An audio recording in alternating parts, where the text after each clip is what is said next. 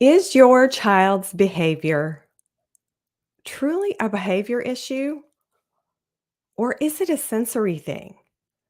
Could there be some underlying sensory issue that is leading to your child's meltdown or tantrum? Or could it be both? So, the short answer is it's both. And on today's show, we are going to talk about the ways and the subtle differences and nuances.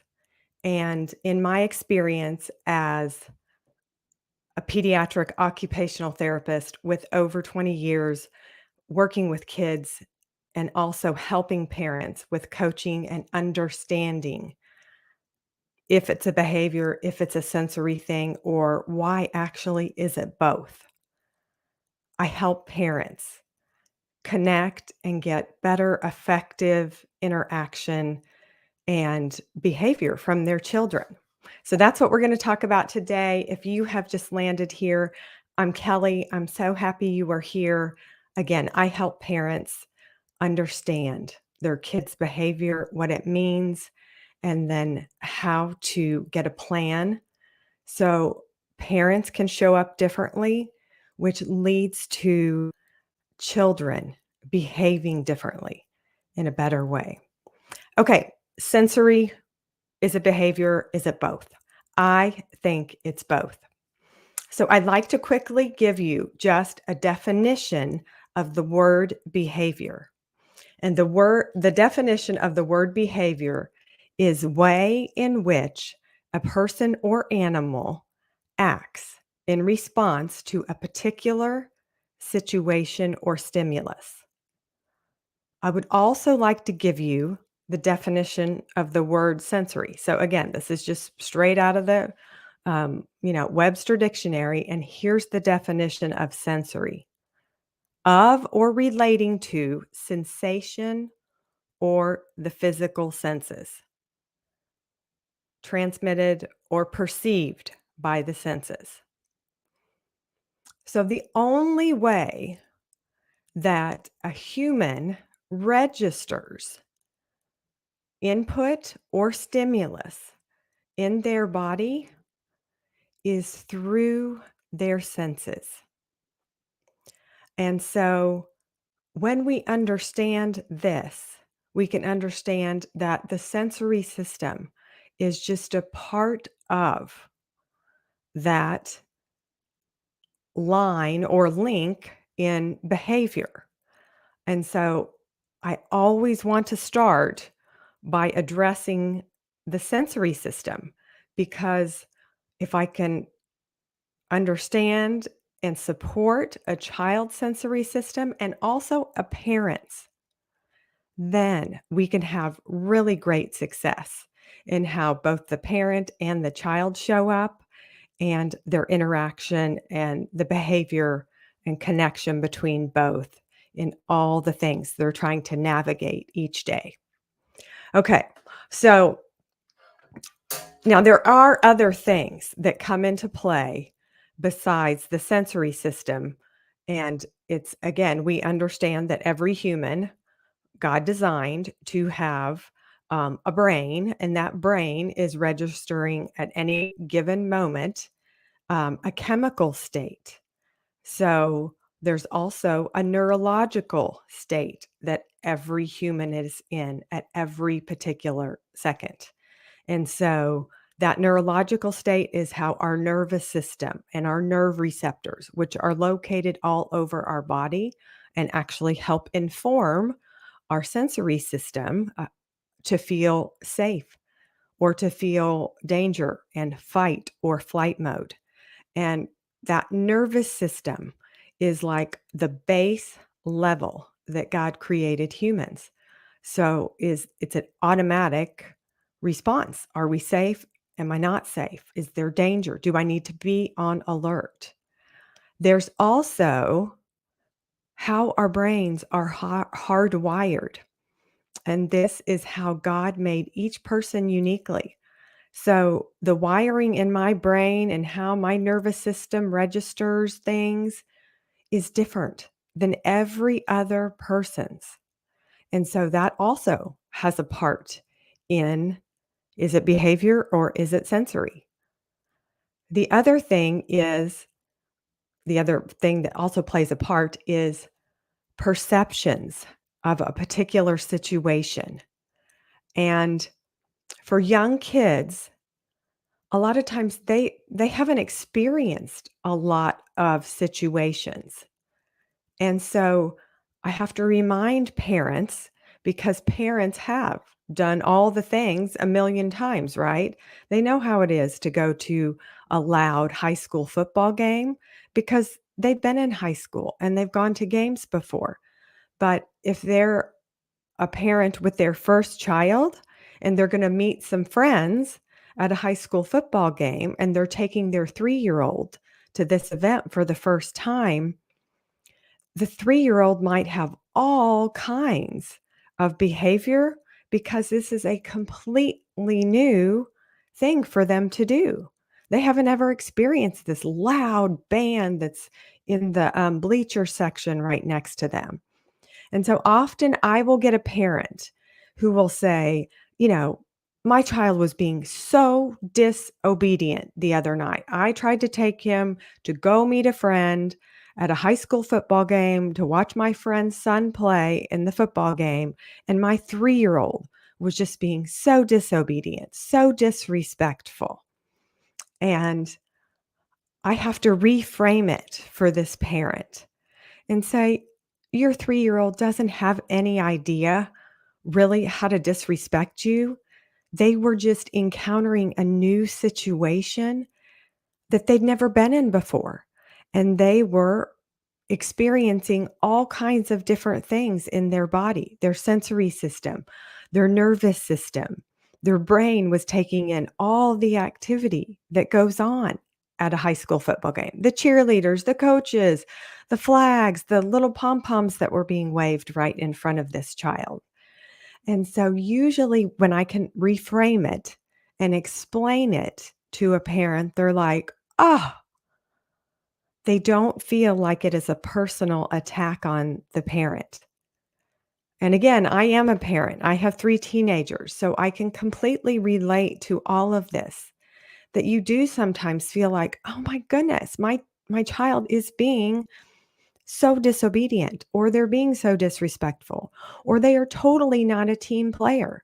They need to play on my team tonight because I want to go meet a friend that I haven't seen in a while and watch his son play football. Why can't my kid keep it together and not throw a fit and behave so I can enjoy this night with my friend watching their son?" So again, I get it, parents. I promise you, I am in this fight. I have been here. My oldest child is almost 19.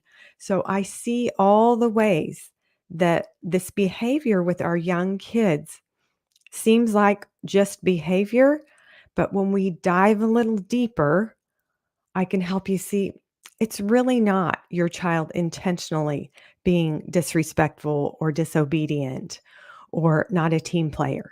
This is a young child with just having a new experience, and the way that God created our bodies. This child is having some reactions to all of that. And so I do want to just restate that even if it's really not a behavior issue, even if it's not a sensory issue, that normal, healthy development and growth of a child looks like occasional fits or whining or fatigue or misbehavior. And I restate this and restate this and restate this because there are parents who have an unrealistic expectation. They really do expect perfect behavior from their 3-year-old or 4-year-old. They really do think that a child should not complain, should never whine, should always do exactly what they are told. And that is just not, it's not the case. Again, that reason that that perfection in a young child's behavior or in a teenager's behavior or in a young adult or my behavior, it's never going to be perfect. And that was how God made us, so we would need God in all of it. So we would invite him in to help us behave better, to act more kind, to be more understanding. So the first model right out of the gate was not going to be perfect. And often I have to remind parents, we aren't going for perfect. We're going for pretty good behavior, occasional, fatigue, whining, tired, a fit now and then. Still, you have a very well functioning child. Okay. The other thing is that when we understand that every person is unique in how their brain is wired, how they take in and react to stimulus, then, but then we can understand and come up with a plan in how to set yourself and your child up for success every day. And that's always my goal. I am on a mission for parents to understand their kids well and to set up their day for success, for connection and love, to be well supported and enjoy parenting. That is the goal. It is possible. And I help parents do this every single day. Okay, I'm going to give you 3 ways that to help you just get a plan for behavior. So, is it sensory or is it behavior or is it both? It's both. And all behavior is linked to sensory responses that happen in the body. First thing we have to always do is, what is the objective of what I'm about to do, or what is the objective of the day? Understanding this and working from this just very foundation is key, because I will often have to help a parent who has, again, this unrealistic expectation of how a high school football game could go with a 3-year-old. And so if we establish, okay, is the mission of going to this high school football game and taking your 3-year-old child, is the mission to connect with your friend who has a son playing? Or is the mission to have your 3-year-old experience the whole game? Or is it just to, in a quick way, connect with your friend and also give your 3-year-old child a flavor of or a new experience? So, do you see how each of these 3 options or each of these 3 objectives we would approach differently? And I think that this step is so often left out, or there's there's just an expectation, an unspoken expectation of what's going to happen on Friday night. And so a dad is thinking, okay, I'm going to take my 3-year-old. I'm going to go meet my friend. This is going to be awesome. We are going to stay for the whole game. My 3-year-old is going to love it. He is going to be a huge football fan. And, dads are sometimes thinking clear out of, and then he's going to play football and then he's going to start for the Chiefs. And, we can go that far in our thoughts, but then that isn't our reality, because the reality is we have a 3-year-old child who goes to bed really early. So if 8 o'clock bedtime, they probably aren't going to last through a 10 o'clock football game. So again, I often have to reframe stuff and say, okay, let's first off establish our objective. Are we trying to do both? Are we trying to meet our friend, connect with our friend, and then also give our 3-year-old a new experience? If that is the case, then we aren't going to get to stay for the whole game. Because to give your 3-year-old a good experience, they aren't going to last that whole time with all of the new stimuli that's coming at their body. So their sensory system is working to intake, process in their brain, and respond to all these new things, the band, the pom poms right in front of them, the whistles, the people running on the field. And so, again, it's me helping you understand that's a lot to a little child. And so, kids are not small adults, they are children with underdeveloped, not developed brains and bodies yet. So, we have to adjust and show up in a different way to allow for a 3-year-old's behavior at the football game to be appropriate and to understand so we don't get a meltdown or a fit after we've been at the football game for 3 hours and it's way past bedtime and the child's sensory system is completely overloaded. So they start behaving, just in a throwdown tantrum on in the bleachers. Okay. So our objective. The second thing is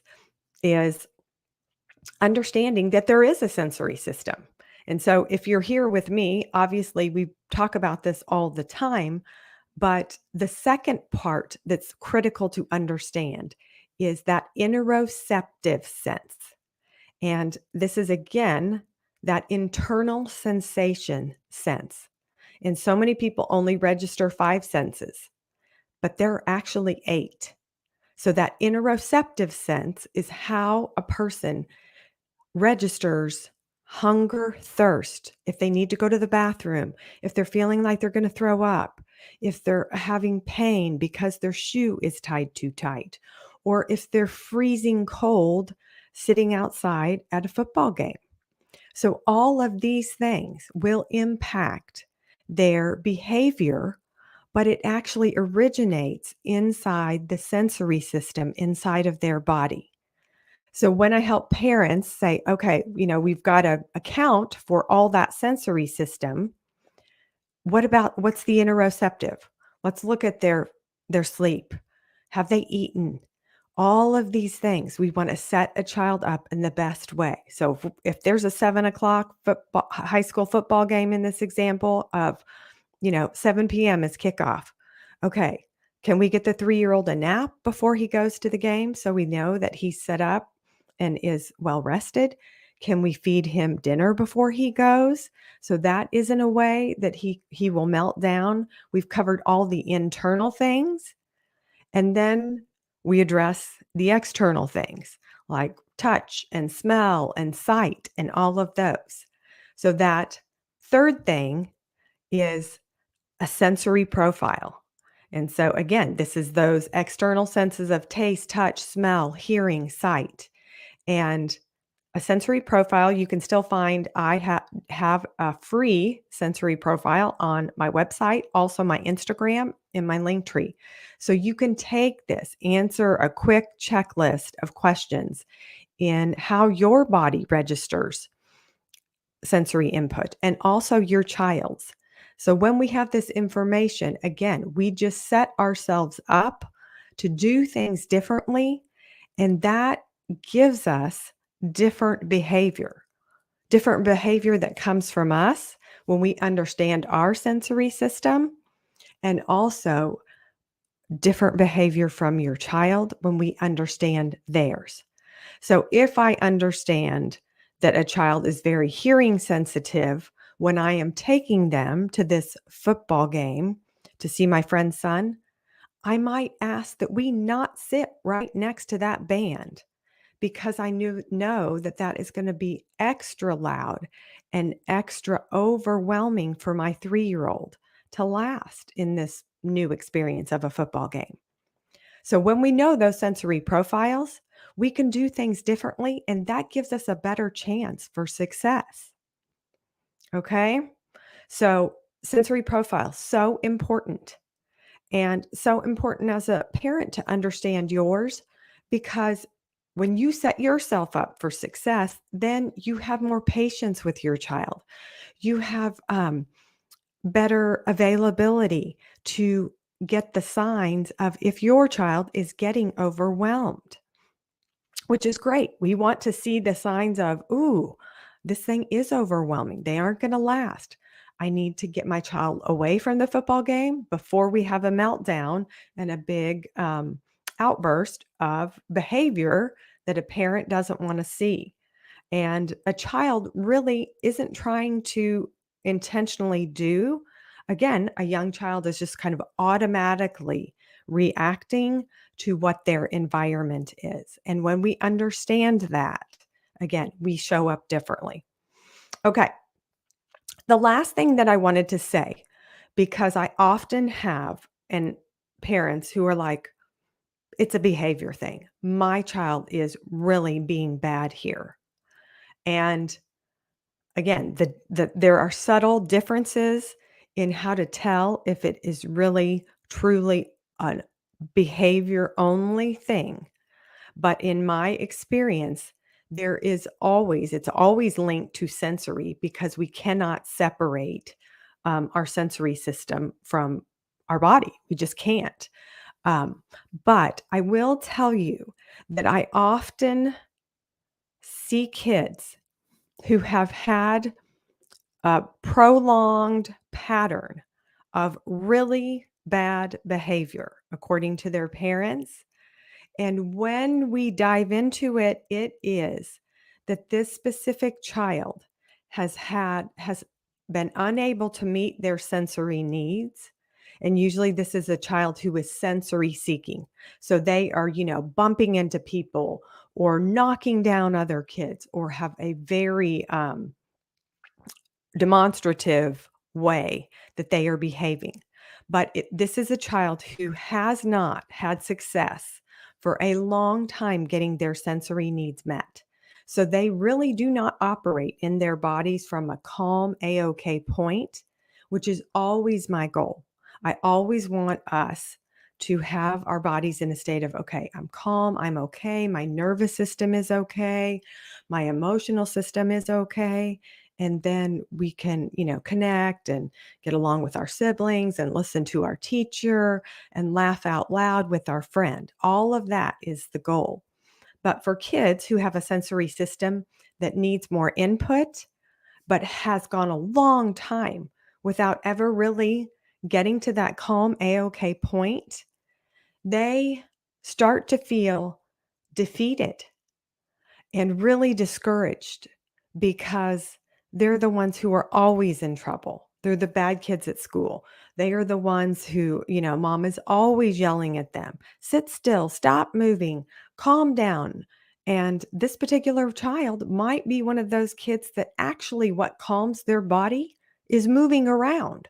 So when mom or dad is saying, sit down and you'll be calm, that isn't what calms their body. Um, so these kids kind of give up.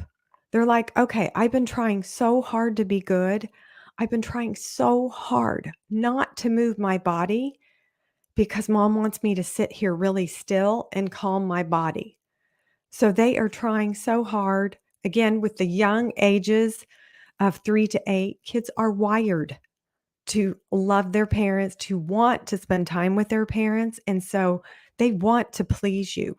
They really do.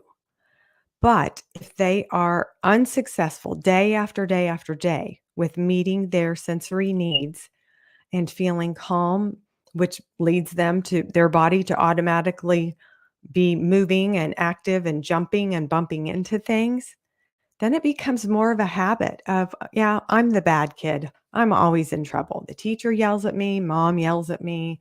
The coach is always yelling at me. Stop moving. Stop bumping into people. So then they give up and they're like, okay, this is what I do. And so then it becomes such a pattern of behavior.